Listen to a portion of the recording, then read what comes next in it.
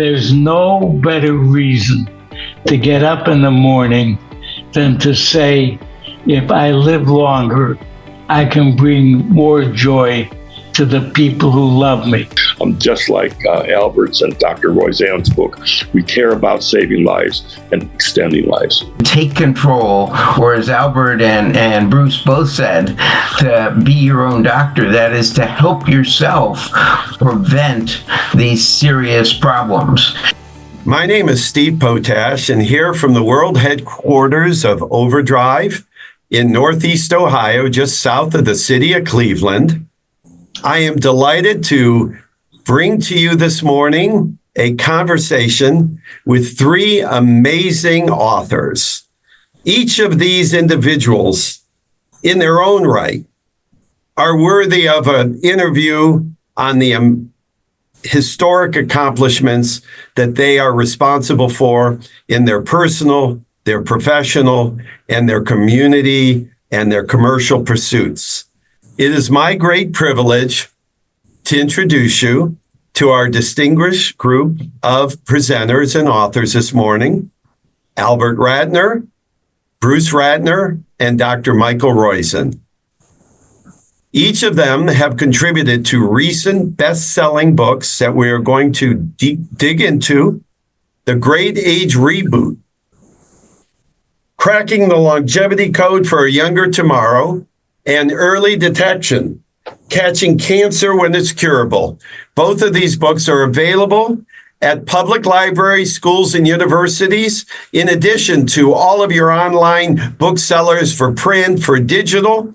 And I'm delighted to say they are also both professionally available as unabridged audiobooks that you can download from a local library and listen in Libby. So join me in welcoming today's panelists.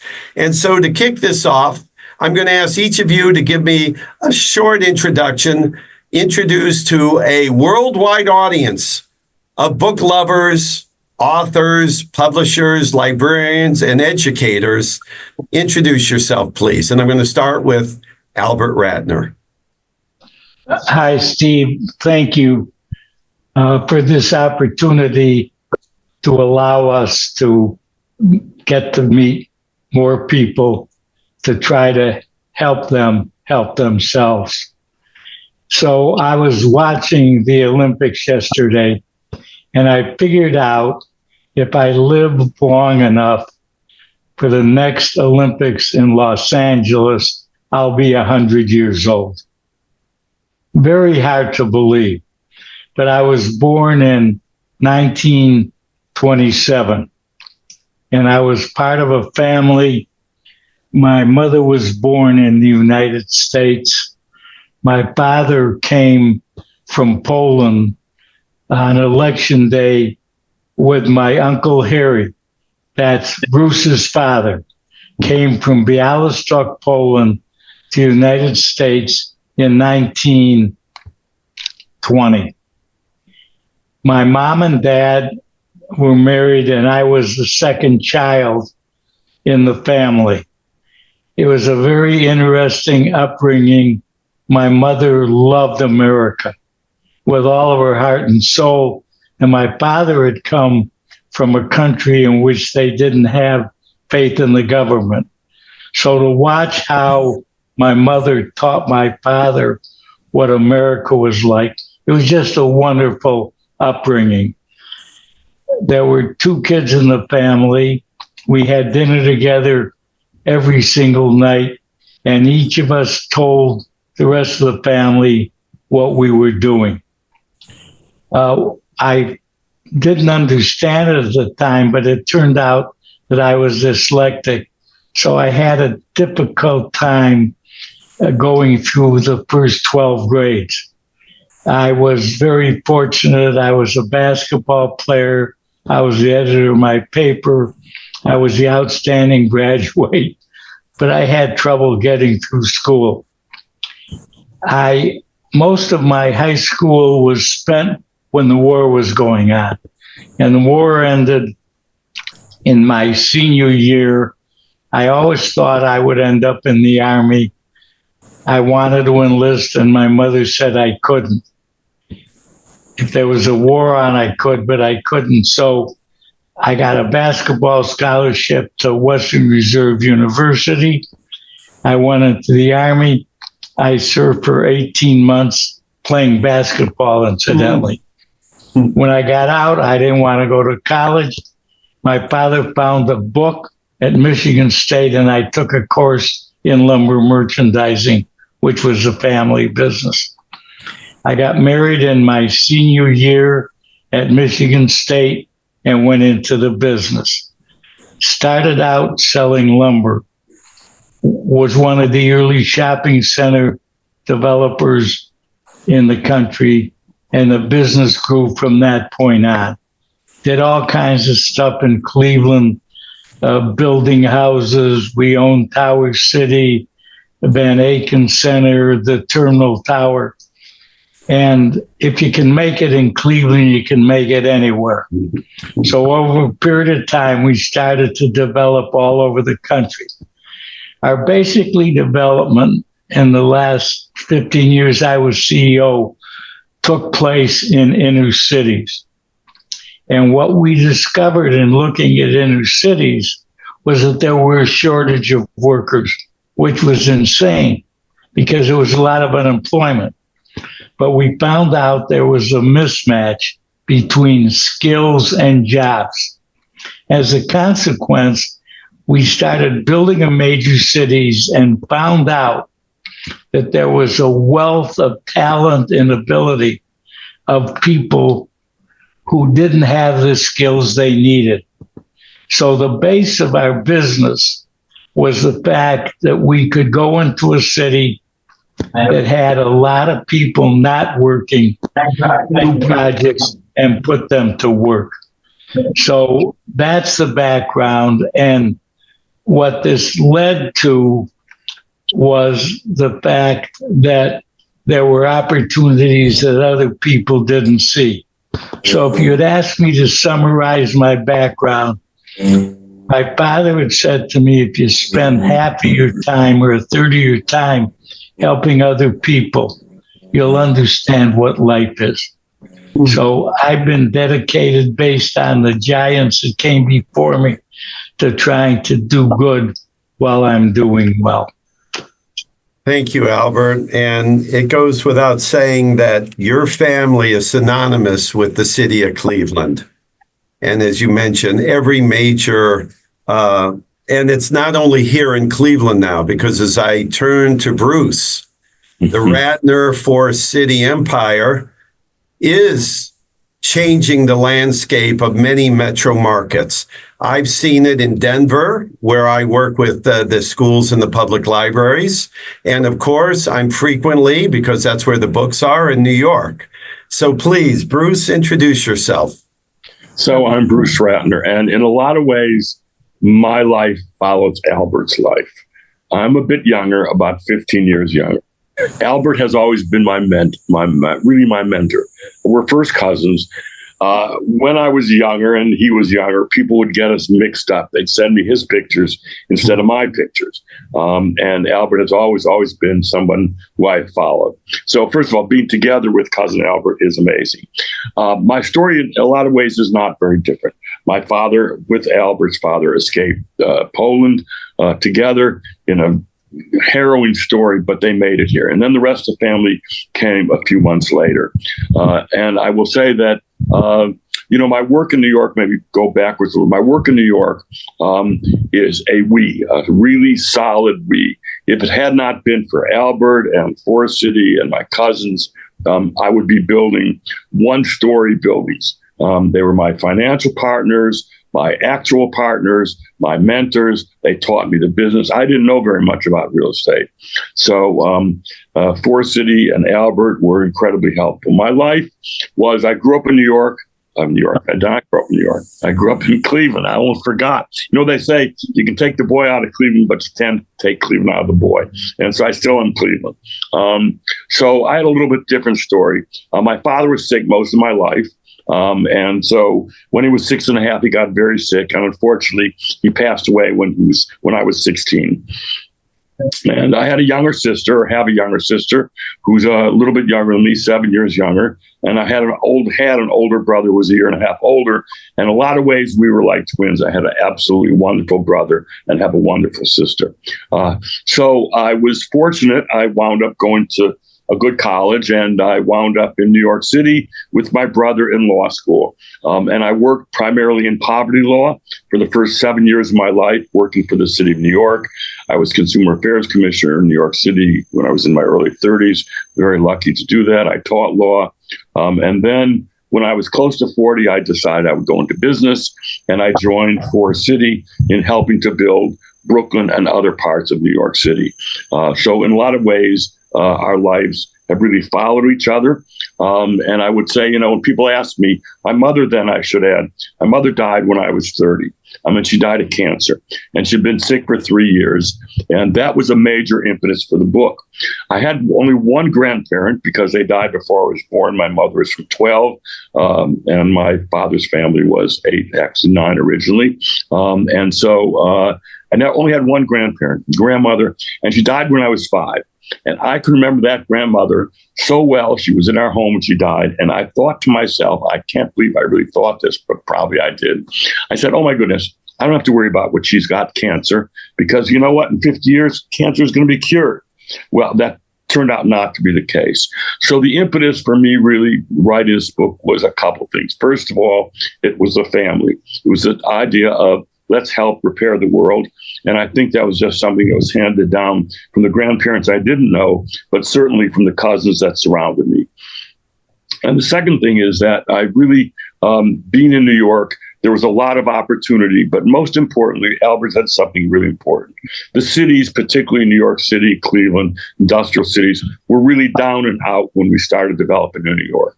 And there were, exactly what Albert said, there were plenty of people unemployed, but there were plenty of jobs, but the mismatch was there. And so I really devoted my attention to saving jobs in New York City by building back office space for companies that would push them into staying in New York instead of taking those jobs out of New York. And then my life progressed, and I built buildings with Forest City.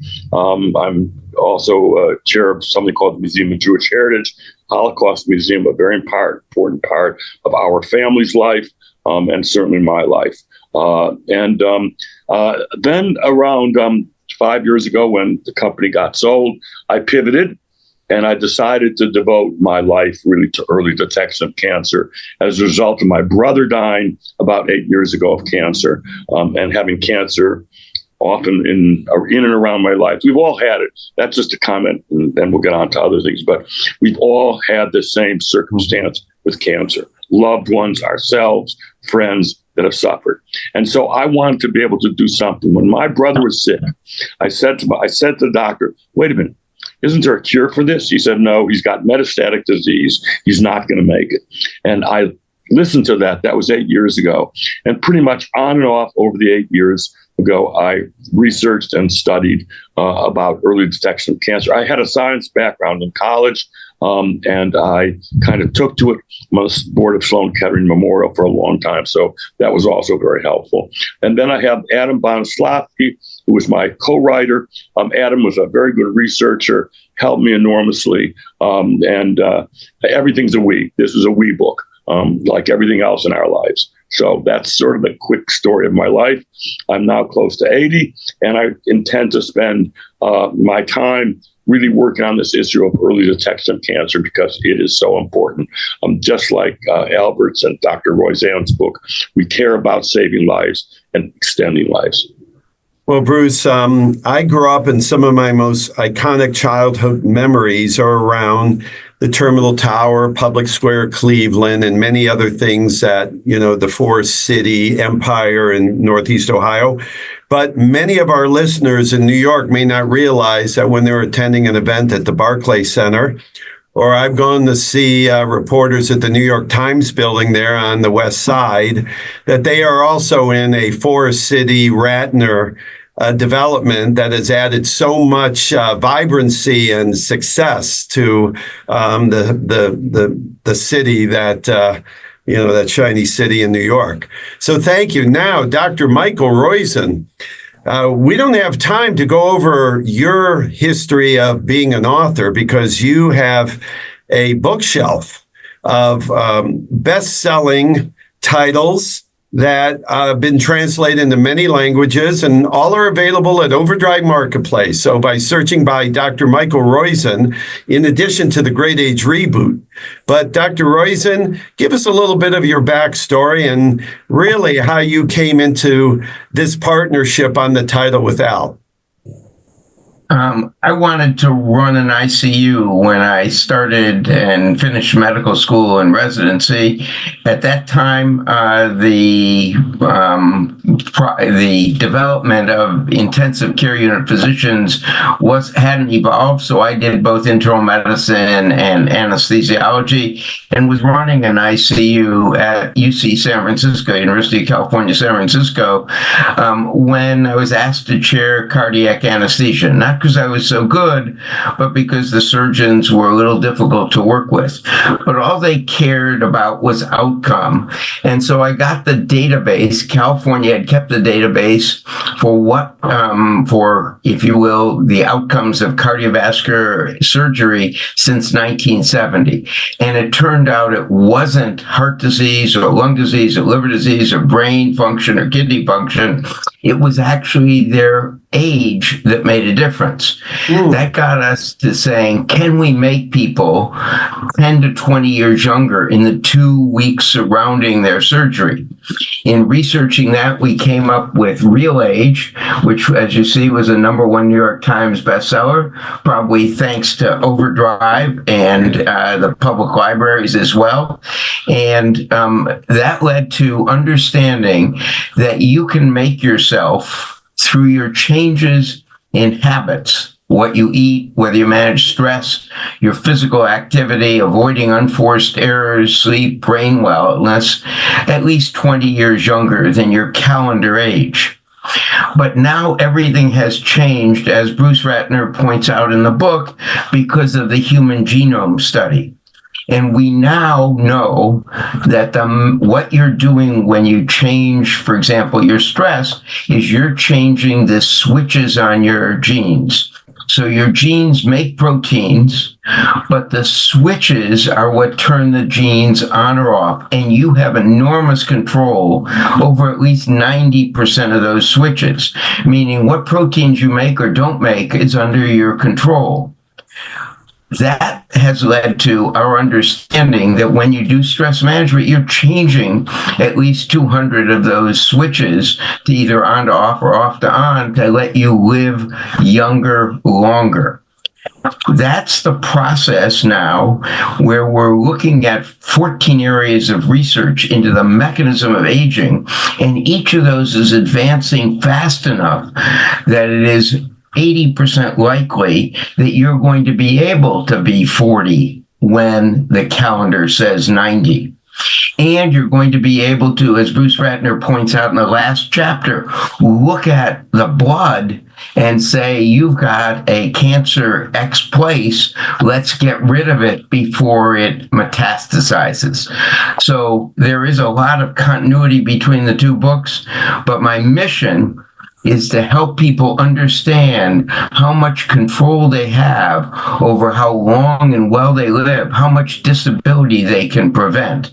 And so I've been lucky enough to get to know Albert Ratner. We were playing ping pong, and that was really the motivation, because he trash talks. So before each game, he would try and say, what's happening in medicine, to get me diverted from playing, from seriously concentrating on ping pong. And because of that, we got to write a book together. Wow. Because the medicine and the economy, the lack of children, and the fact that we're going to get a lot more longevity with an 80% probability, mean that we have to educate not only society on staying younger, as Bruce has done in his book, about where we're to go in prevention. And I'll just make one more comment about Bruce's book, because it is so poignant. If we had spent 1% of the money that is now spent on cancer therapies research into the research of, for example, diets, we would know exactly what diet each of us should have for longevity. But we haven't done anything in spending that money on prevention. So, in fact, the point that I want to say is there's a lot of continuity between these two books, and we feel privileged, Steve, that you've put them together in this way. And yes, I did chair wellness at the Cleveland Clinic, and I'm emeritus there. And we've shown with our own employees that you can reduce medical costs on average 38%, and meaning compared to our competitors, compared to our trend line, and help people, if you will, have a net present value by their changes of living 15% longer. So instead of 80, they'd live to about 92 without disability if they did many of the things that you can do to keep yourself healthy. And by that time, in the extra 10 years, we're going to know whether we can actually be 40 when the calendar says 90. Well, thank you, Dr. Roizen. I think you shortcut a little bit of your medical background and service. So give me just a little bit more. When you first went into practice, what was your area of specialty?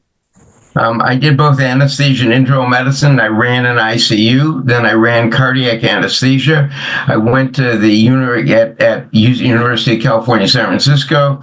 I went to the University of Chicago as chair of anesthesia, critical care, pain management, and executive health, an unusual combination. I got to work with a number of Nobel Prize winners, one of which was Gary Becker, who did the net present value of investments. That's where we came up with real age, the net present value of your health choices.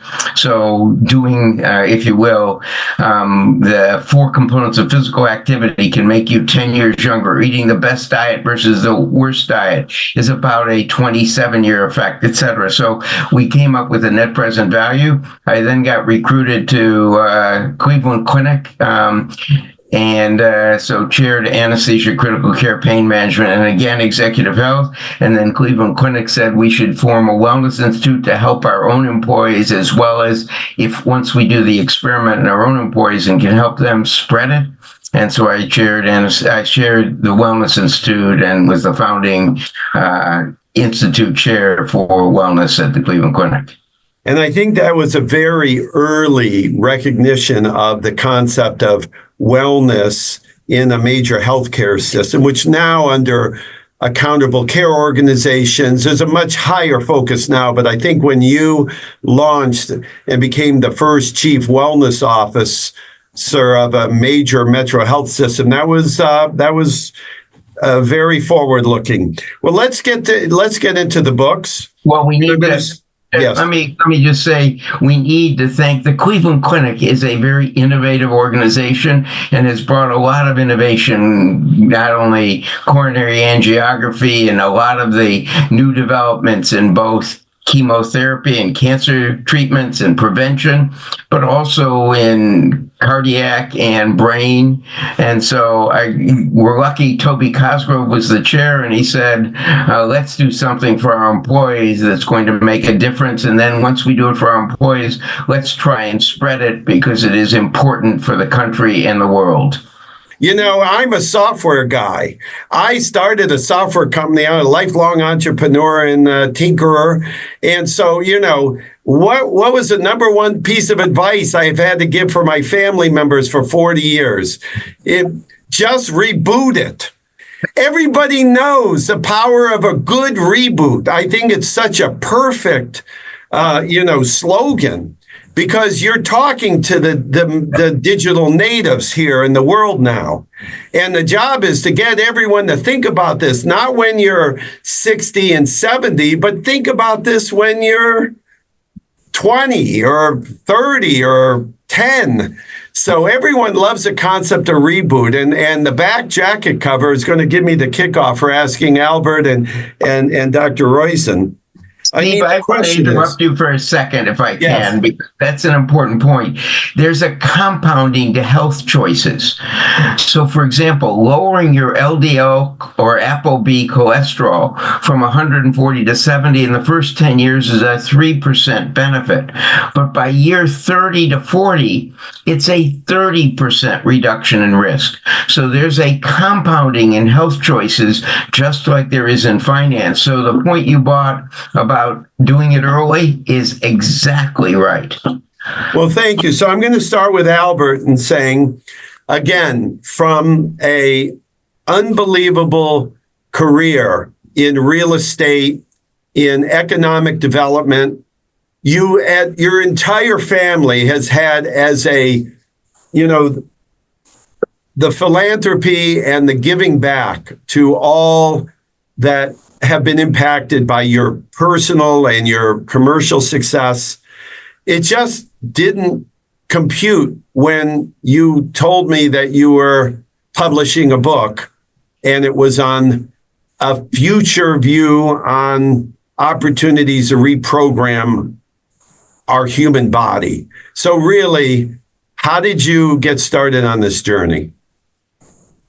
Well, the journey really started out with a late cousin of mine, Milt Wolf, who was the ambassador to Austria. And Milt had a number of sayings. But one of the most important ones that he taught me was when he was about 65, 67 years old, that at our age, there are only two kinds of people we have to know. They're maitre d's and doctors, because all we do is get sick and eat. So I took his advice and I made it my business to begin to know doctors and become their best friends. I had a history with medicine with my mother, who, when I was a senior in college, was called home and told she would die within a month. And through science, she lived 16 years longer. So what happened, I befriended a fellow by the name of Mike Roizen, who I didn't know. I was introduced to him, and we started to play ping pong. As we were playing ping pong, he started to tell me what was happening with research. And it was amazing to me with what he was telling me. And I said to him, Michael, this is so interesting. I'm spending my life in the inner city. And what I'm finding is there's a gold mine of wealth there, but there's no hope. And the two come together. There's a relationship between poverty and health. People in poverty live 8 years shorter than people who are not in poverty. So one day we decided we would write a book. And the book started out looking at research. And as we started looking at research, Michael had said that he thought that 70% of deaths were caused by actions that we took. Just coincidentally, we now believe it's maybe 92%. Oh, wow. So as we were going through this, I said to Michael, there's going to be a tremendous demographic change if all of this takes place. Let's go to Peter Linneman at Wharton, who's an economist, and see if we can quantify what this means. So Michael and Peter sat down. They looked at the research and when they thought things might happen, which Michael can fill you in on, and then put a chart together that said the following: that according to the Congressional Budget Office, the birth rates are so low that in the decade we're now in, the next two, we'll have a population growth which is half of what it was percentage-wise from the Great Depression. And this set gave a whole different meaning to what we were doing. I gave up on trying to convince people to love one another. What I didn't give up on was that economics can solve problems. If you teach people how to fish, you can solve a problem. So we then came to the conclusion that where the Congressional Budget Office said there would be 385 million people in 2050, we say there are going to be over 451 million people by getting people to become healthy. And therefore, our mission became a mission of saying that the fountain of youth is not in Florida, it's in your own body. And one final comment. We're trying to solve all of our problems, whether it's debt, whether it's economics, whether it's poverty. We're trying to do it by lowering the standards. And it's not how you do things. The way you do things is saying to people, things are in your hand. You're responsible for your health. So we're on a mission because it's so important to the country. It's so important to cure poverty. Education isn't where it has to be. So for us, this is a mission, and it's a mission that every individual can partake in by being healthier and doing what Bruce recommends, be your own doctor. Thank you. And Dr. Roizen, the book is organized into a whole series of key findings and then the actionable takeaways. But the one thing that it seems to be just a fact, things are accelerating on every front in at least our ability to understand how we can make a difference in our own wellness and our own healthy outcomes. What are some of the key findings that the book helps just stress for all of us to benefit from? I think for right now, and with the population probably listening to this being an educated and educational one, the key finding is that for your brain health, there are 40 choices you can make that have all been shown in at least 2 studies that keep your brain younger for longer, meaning functioning better. Simple things such as managing your blood pressure, smelling 4 smells a day, checking your vision, checking your hearing every day, having salmon or ocean trout, to things that are a little more complex but pretty easy to do. That is playing speed of processing games. Just playing for 18 hours over 10 years from 73 to 83, shown in 2 randomized studies to decrease dementia risk by over 40%. So there are a lot of things that we can do to take control, or as Albert and Bruce both said, to be your own doctor. That is to help yourself prevent these serious problems. And it's accelerating. So in the front part of the book, when we go through the 14 mechanisms of research into the mechanism of aging research and show how they're progressing. For example, one of them is to increase the telomeres in your stem cells, so you're going to be able to repair things much better. Well, it turns out that the AI system has developed, not only do we have a way of improving your telomeres now, but the company that I'm associated with that's figured this out, that I consult for, has said we can get a version of that much faster to the public, because we've learned that the 2 isomer form rather than the 3 isomer form is available and maybe does almost the same thing and can be done as a supplement because of how safe it is in a much faster way. So, if you will, the telomere lengthening is progressing and has been shown now in 3 species, all of these, including dogs. So these things are all moving into humans at an incredible pace. And so you're exactly right. What Bruce quotes on sampling the blood to look at the DNA abnormalities, again, it is progressing at an incredible rapid pace. So not only will we know how to prevent brain dysfunction and preventing much of heart disease and vascular dysfunction and strokes, but we'll also learn how to prevent cancer or to detect it early enough to be able to treat it and not have it be consequential, so that you will be able, if this reboot occurs, to be able to turn the clock back from 90 to 40. So amazing things are happening at a rapid pace. Well, let me ask Albert and Dr. Roizen this.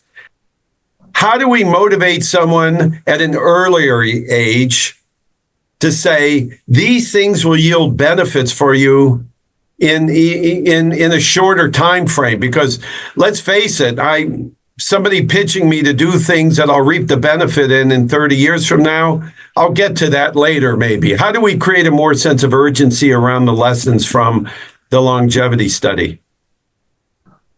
Well, let me start to answer it. First of all, I'm sitting here and thinking, you're saying middle age is up to 60. When I was born in 1927, my death was going to be at the age of 55. Mm-hmm. So it isn't that long ago that 60 was as long as people lived. I can tell you what happened with me, and I started doing this when we started the science, and I was 93 years old. Only.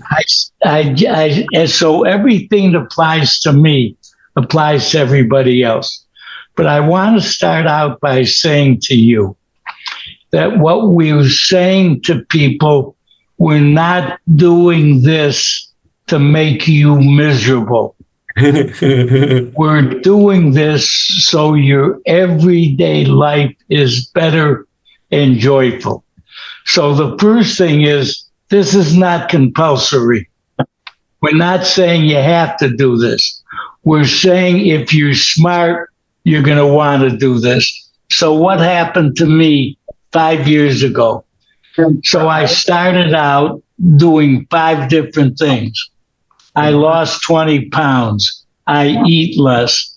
I don't watch the second half of West Coast basketball games. I do more exercise.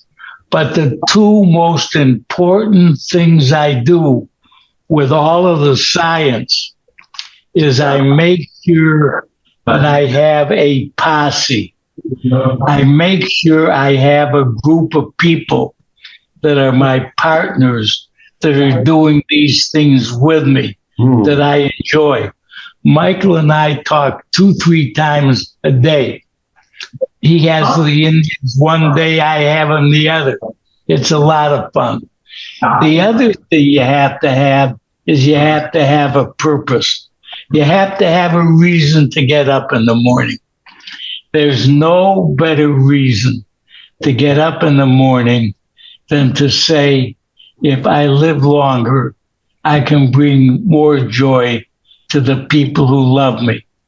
And if I don't have people who love me, then find some who will. Okay. Those are my lessons learned. If they apply at 96, the same exact thing applies at 20. So what we're saying is everybody can do better at every age. But don't go into this with fear. Go into this with joy and opportunity. Well, thank you. Now, Bruce, I want to turn to early detection, and as during the introduction, I got to tell you the amount of praise from the medical community and some very high profile praise on your jacket. You have a quote from Katie Couric, and she's been outspoken in her, message about detection is so critical, and the loss of her husband through prostate cancer. And you shared with us the loss of your mother and your older brother. But why did this become a mission to compile this science and this guide? Tell us a little bit about the motivation for publishing the book. Well, of course, it was the two, and more than two, incidents of being so close to cancer in terms of mother, brother, sister-in-law, and so on. Of course, that was it. But I think that what Albert said in the very beginning, that I was raised in a way, fortunate to be raised in a way where I care a lot about people, I hope. And as I say, Albert has been my mentor for that. And so part of who I think we are is how do we help people in all kinds of different ways. It can be giving a person a job. It can be helping somebody in health. It can be helping somebody in economics. There's a very well-known story about the little boy who's on the beach, and it's stormy. And on the beach, starfish get washed up all over the beach. The sun comes out. The starfish start to die, and he starts throwing a starfish in, then another starfish. An old man comes by and says, "What are you doing?" He says, "I'm throwing the starfish in." Old man says, "Why?" He says, "One starfish at a time." So I think I lead my life that way, that if I can do something, throw one starfish in at a time, and slowly but surely I'll save more lives or help people in certain kinds of way. And I think that's always been something that we've been born with, whether it was my 7 years working in poverty law and consumer affairs or teaching poverty law and law related to underserved. It's always made a difference, and the family's always been that way. So I think it's a combination of those two things, and then there is an expression of our culture and faith, which says, "Repair the world," and I think that's just something that most of us who are probably listening feel the same way. But for me, that was always very important. So that was really the impetus. And the second part of it was something Albert said, which I smiled about because I didn't realize we had the same thing, which is know thy doctors, know as many doctors as possible. First of all, I'm interested in science, and I have huge respect for the work of scientists and doctors. And so over a period of time, I became friendly with many, many doctors, learned a lot of things that were very helpful to me. And so this book we interviewed 100 different people, and they were doctors that I became friends with, doctors I still speak to, doctors I consult with when someone asks me a question which I can't understand or can't really answer. So that was really the motivation. I don't think there was one thing. It was a lot of the way I was lucky enough to be brought up. Well, there's a significant argument throughout this book is that our entire healthcare system has prioritized the treatment of advanced stages of cancer. And this is where the money is, all of the investment, and you bring to light possibly the most cost-effective opportunity to really change the progression of this, this disease.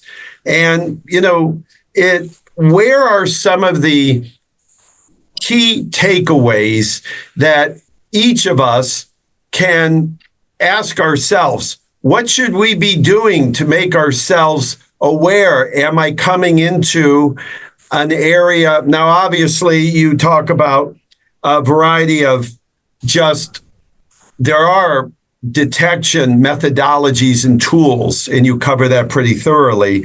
But it seems like you're criticizing the current state of how medicine is being, offered to our country.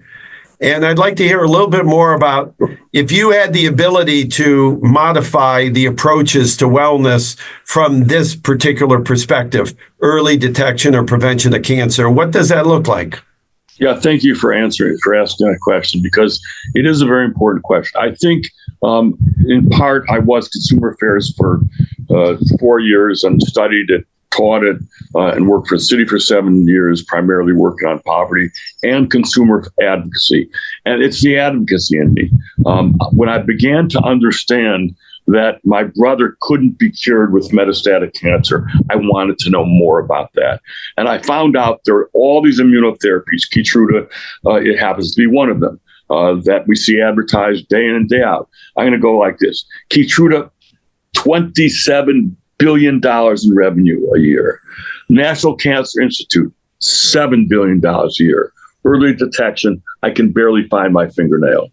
And so I have to say, I don't get, well, Albert wouldn't necessarily, I don't always get angry, but sometimes I do. And I think part of the thing that motivated me was the upset after seeing all the money spent on, by the way, very good scientific work, but nevertheless, money spent, people going bankrupt on paying for immunotherapy. Do you know that a particular drug, I'm not going to necessarily mention the name, but it is the most popular immunotherapy on average, in the case of lung cancer, which it was basically developed for, increases life by 9.1 months and costs $200,000 a year if you can survive that long. A low-dose CT scan, which is similar to a mammogram, a little bit of radiation, takes less time, less painful, about a minute and a half. That costs $240 versus $200,000. So is that a way to spend the money, $240,000? Or is the right way to spend the money by spending $241? And so I think that's really motivated me. And the more and more I see of it, the more and more I realize that I don't want to take money away from research. We do great research. I do want the balance to change, and we have to spend more money on early detection. One of our great scientists said the following: if I come up with a discovery for curing colon cancer, I get a ticker tape parade. If I do something like Dr. Roizen and Albert did, which is create a prevention concept, people don't really give me any kind of medals. They read it, they listen, and so on and so forth. But the glory isn't in prevention. The glory is in curing by one of these fancy treatments. And we've got to change that whole way of looking at it. And that's really one of the major motivations of the book.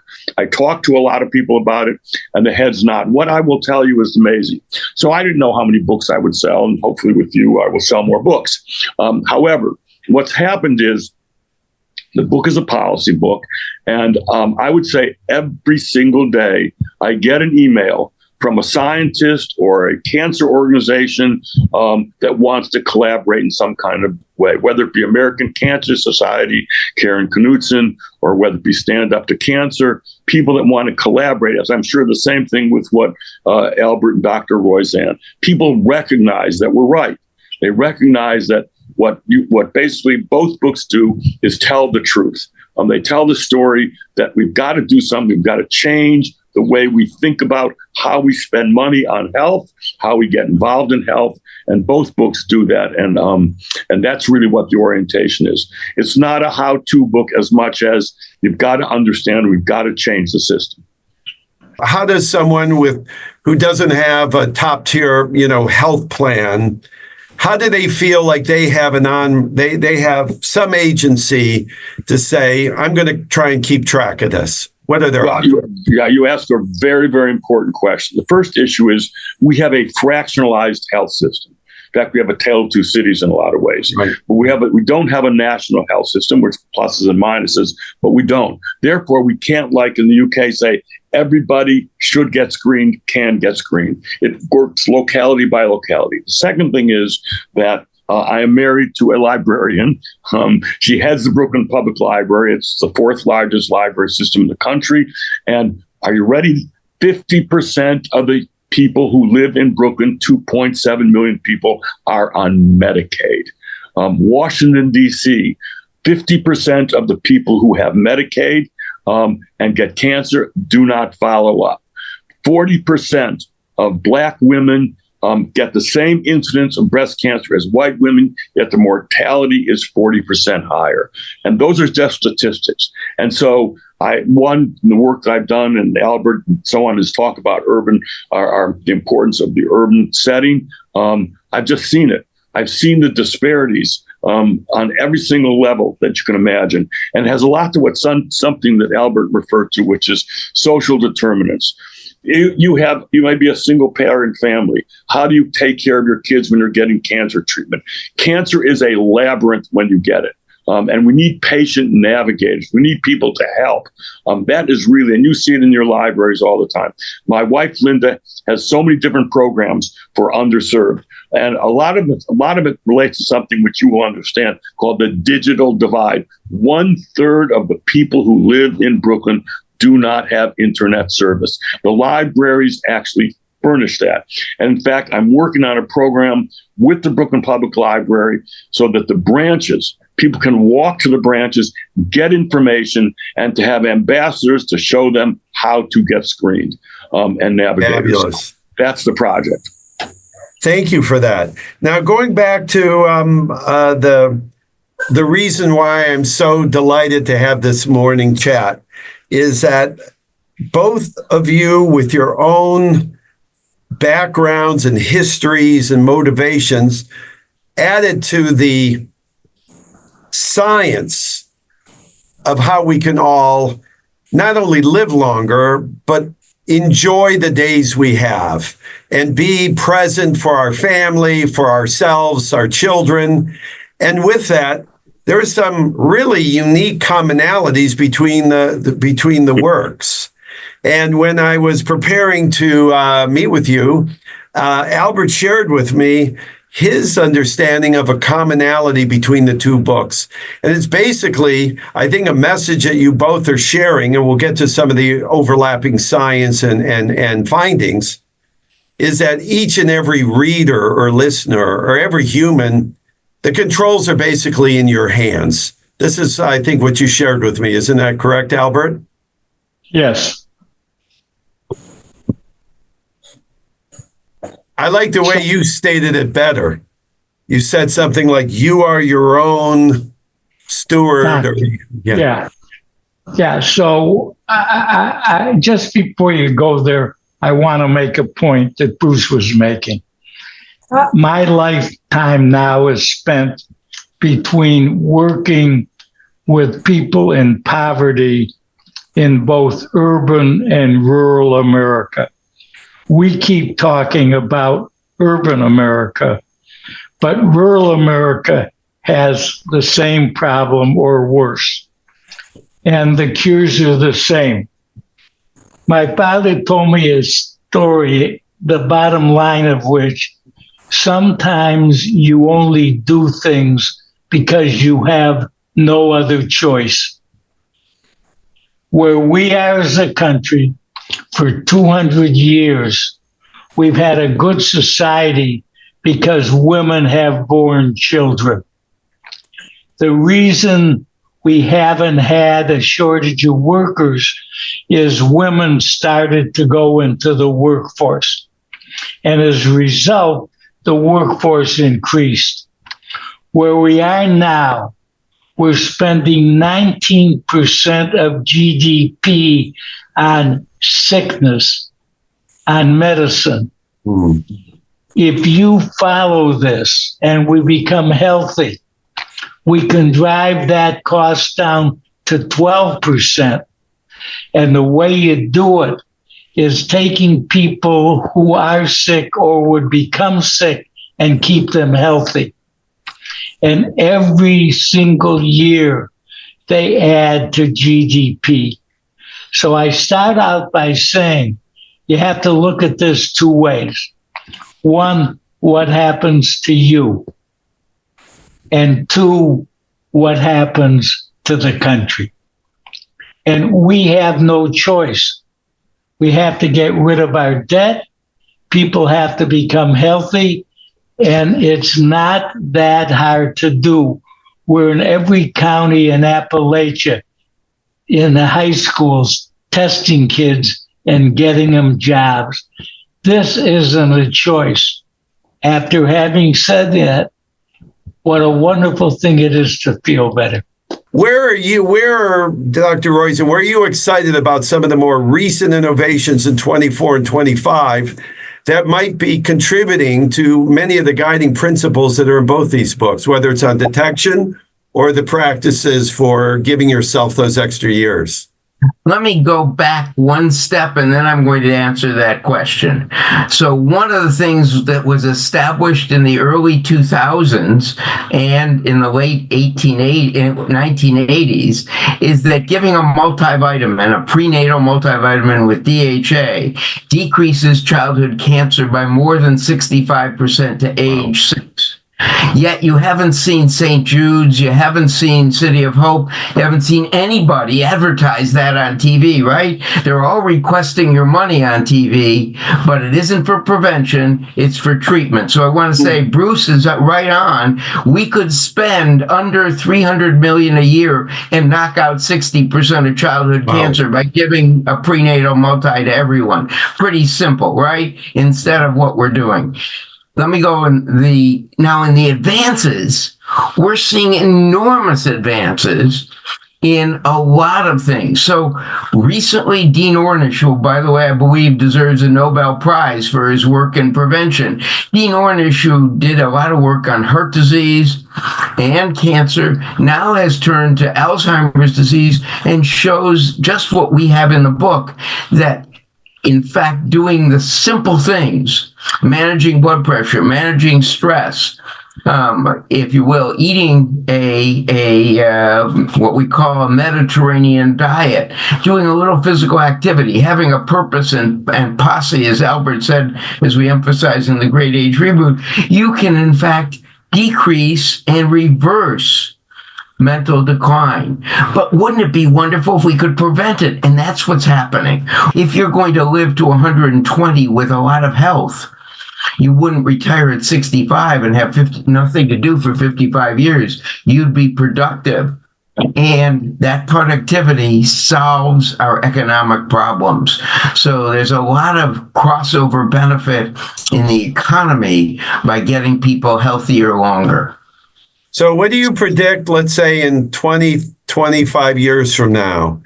Is it realistic for some of the folks that are much younger than me to start preparing that they're going to be around for their 120th birthday? Do you think that's going to be in 20 plus years a commonplace event? I mean, as common as someone turning 90 today?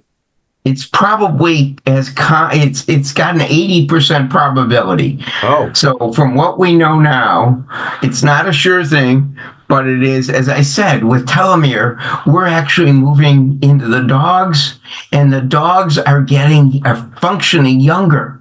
It's amazing. Wow. It's not just rats and guinea pigs. It's beagle dogs. And you say, holy mackerel, if this can happen to humans, we'll know that in 8 to 10 years. So it's not 20 years in the future for Bruce, and I hope for Albert, it may get around soon enough. And fabulous. For me, and you too, Steve. So well, let's also be optimistic. In a perfect world, Bruce, what percentage of U.S. cases of cancer could possibly be detected and outcomes averted if we had this, ideal investment, ideal shift, ideal access for all the screenings and imaging and that lab work? What's the potential win if all of this was in place? So I would say these multi-cancer early detection tests, which Dr. Roizen mentioned, which is one blood test which can detect 50 cancers. That's being developed. The statistics show that would save about 24% of mortality in cancer. So that's about 150,000 Americans. So that's just one test. Americans per year. You should say per year. I'm sorry, I apologize. Wow. Yes, no, that's 150,000 people a year. Absolutely, which is 1/4 of all cancer tests. I think the second thing is that will make a very big difference, especially with AI. What AI can do for cancer is many things. The first thing it can do is the imaging. It can increase our finding early cancer. So particularly in the case of mammography in this country only requires a radiologist to do approximately 480 screens a year. UK, 5,000 screens a year. Now, there's a Swedish study that says if you add AI, you increase the amount of cancers you find. And so AI is going to be incredibly important for imaging. I would say just about the most important. Then there's another issue which I know Dr. Roizen and Albert know about. It's called both GWAS or risk scores. If you look at a whole pattern of 10,000 or 50,000 genes and to the point of turning things on and off, this is a very important issue, methylation or epigenetics. We are going to be able to see patterns that we never knew existed that tell who has a higher propensity for getting cancer. And that work is very early and it's being done because we want to know who has a higher propensity so we can use early detection, or whether it be foods that we eat, that we know what to do. So AI is going to have a huge future. Question is time. I can say that MCEDs, that's the early detection test, I would say in 10 years, they're going to have a very big effect. I don't know the answer with respect to this called polygenic risk score, where we look at tens of thousands of genes, but it is moving along, and I'm not going to try and put a date on it. It's hard to always know, but it's definitely in the right direction. AI will make a huge difference. People's awareness, I hope, will make a very big difference. And this multi-cancer early detection test will probably make the biggest near difference, rather. Sorry. Well, thank Steve, you. Yes. Steve, I'd like to make a point, which is we sound like we're running to be president of the United States. God forbid. we're promising people everything. It's a simple matter. You have to live long enough for people to kick in to what's going to happen. I look at Michael Roizen, whose real age is something like 57. And if I had to do what he does to stay alive, I don't want to live because it's not how I want to spend my life. Most people want to do the things that they can do that they like. Don't talk about 20 years. Talk about what you're doing tomorrow. Talk about the things that can get you to the point that all of this stuff will kick in. Because what happens, we have a horrible economic problem. We have a horrible debt problem. We need people to work till they're 100, and we need them to enjoy it. So don't listen to this and think to yourself, if you spend the rest of your life exercising, that's a life. Because all you're doing with this, which is so important, is you're living long enough to help other people do better. So the warning I would give you, and I say this to Michael all the time, when I go to my doctor and I ask him a question, he says, look, you're going to be 97 years old. Do what you want to do. So this is not castor oil. It's sunshine. Start doing the things that you like, that are easy. If you don't like to walk, play ping pong, swim, do gardening, chop onions. So it's not all or nothing. Okay. But it is everybody listening to this can be healthier, feel better, have a poppy, have a purpose, and have a posse. That's what this is all about. The other stuff will kick in time. We have to get there for it to kick in. I'm thinking of how I'm going to upgrade my love for my posse, because you're reminding me how critical they are for my own happiness and wellness. Before we wrap up here, I think you know that we are fortunate enough that my day job and the mission of my team is to empower so many great community servants. And it's our public librarians, it's our school teachers and educators. And what role do you see our public libraries, our high schools, our universities and community colleges, what role is it for the librarians who are listening to this interview to consider how they can embrace the learnings and the giving back that these books do? I can say a little bit because obviously I see it.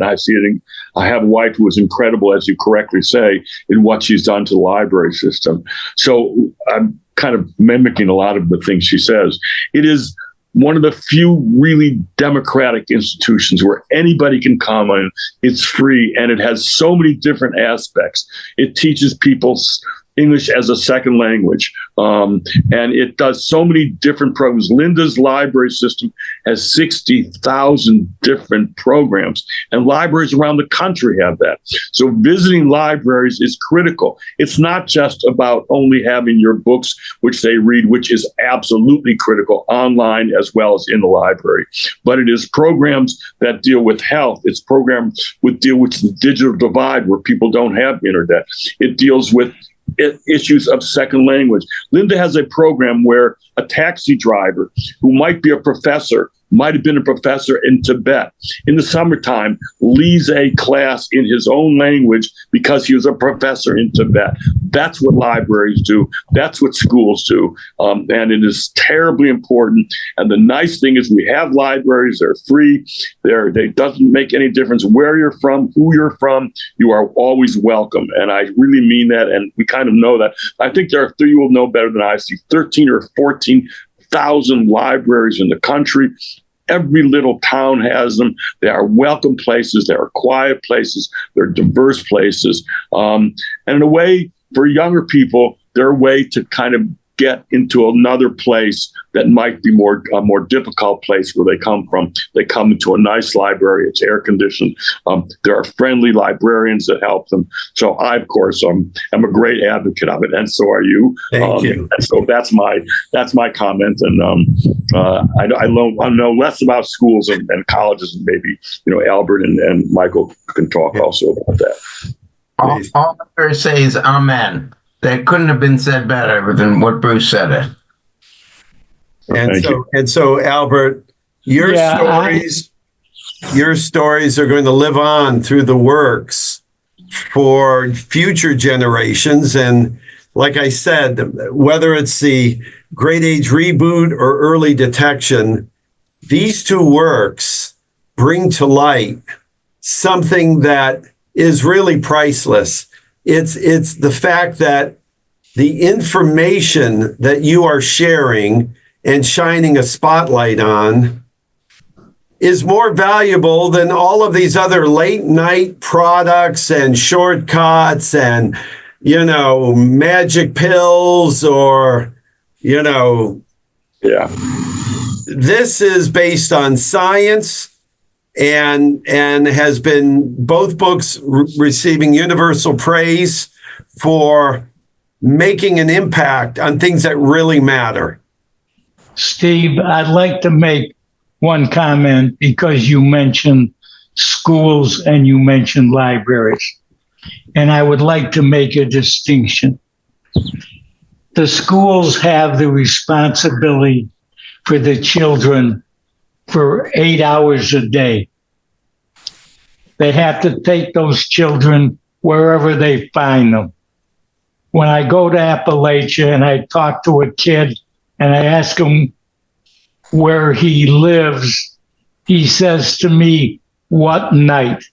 I say, "Well, what do you mean, what night?" And he said, "I don't have a home." So I said, "Where do you sleep?" "Sometimes in a gym, sometimes in a car." "Where do you bathe?" "In the river." That's a fact, all right? It shouldn't be that way. But the libraries, on the other hand, in my mind, I know from what Linda does, I know the Cleveland libraries are fantastic libraries. They're ahead of the curve. Everybody needs two libraries. They need one at home, whether it's a book given by the Dolly Parton Group and the state of Ohio, but they need one at home and they need the big library. Let me tell you a story about a library at home.